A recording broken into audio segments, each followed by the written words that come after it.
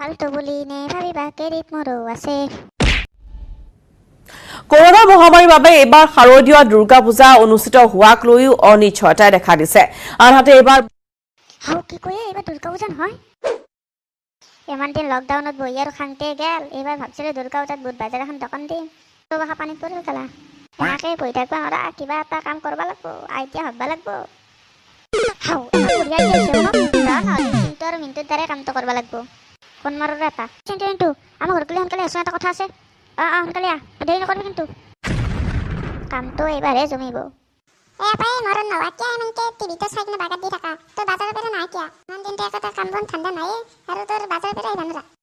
Disturb নকৰিচোন, মই এটা কিবা বিজনেছৰ কথা ভাবি আছো। কৰল টকাৰ বিজনেছ। এতিয়া চিন্তু আৰু মিণ্টু আহি আছে, তই একো নকবি। মই বাজাৰকেইটা অলপমান পিছত কৰি লৈ যাম।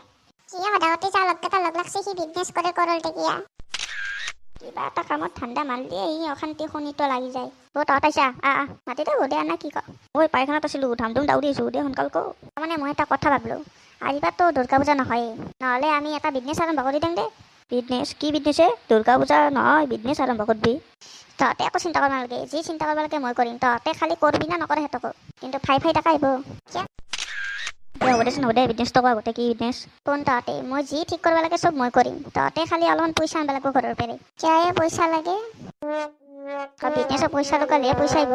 নাই বিজনেছত কি লাগিব? আমাক বিজনেছত এখন ঠেলা বা এখন লটিঙৰ গাড়ী হ'লে হ'ল, সেইটো মই মেনেজ কৰিম।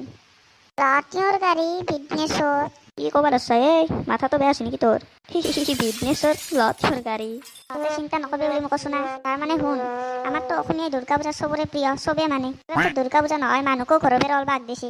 আমি যদি দুৰ্গা পূজা সৰু সৰু প্ৰতিমা মাখা গাড়ীখনত সজাই বেলুন চেলুন দি লৈ যাওঁ মানুহৰ বাটে বাটে, তাতে ধুনীয়া মানুহ সেৱা কৰিব আহিব না নাহে? আৰু আমি তাতে লিখি দিলি হ'ল বোলে 500 টকাৰ তলত সেৱা কৰিব নাপায়। এতিয়া দেখা নাই এই বিশ্বকৰ্মাৰ প্ৰতিমা মাখা ফুটপাথত যে থৈ দিছে কিনি আনি, আমি সেনেকৈ অৰ্ডাৰ দিলি হ'ল, তহঁতে ঘৰৰ পৰা 500 কৰি লৈ আহিবি। সেই পইচাৰে আমি কিনিব লাগিব না প্ৰতিমা মাখা প্ৰথমতে, তাৰপাছত আমাৰ লাভৰো লাভলৈ যাব।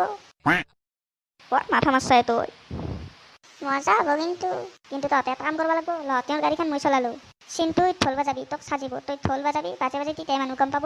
আৰু মিন্টুই তই সেই কৰিবি, তই বেবে মানুহক মাতবি, এই দুৰ্গা পূজাৰ প্ৰতিমা বুলি। মই 500 কৰি পইচাও দিম আৰু মই ঢোলো বাজাব লাগিব। আৰু কি মই ডেৰাব লাগিব? কিন্তু আমি মালামাল হৈ যাম। সেই 5 দিনত কিমান জেগা ঘূৰিম।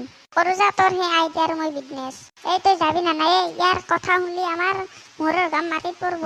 মানুহেতো আমাক ধৰি ধৰি মাৰবয়ে, আৰু আমাৰ ঘৰৰ মানুহে লাঞ্চে বিচাৰি নাপাব। নকৰো যা চোৱা মোৰ বিজনেছ। ভাই তোৰ বিজনেছ মই কৰাত নাই, কি হয় ঠিক নাই। থকৰি মাহাত ভাল কথা ক'লে বেয়া হয়, বাপেকৰ ওপৰত খাই আছেতো। আনটো কোৱাত কতি মই বাটৰ কুকুৰক টানি আনি কোৱাই ভাল আছিল। নালগে যা কৰবা, ইমানখিনি সময় নষ্ট কৰাত কতি মই বাজাৰত যাই ভাল আছিল। চাওমিন পৰঠা খাই পাবাৰলো হয়।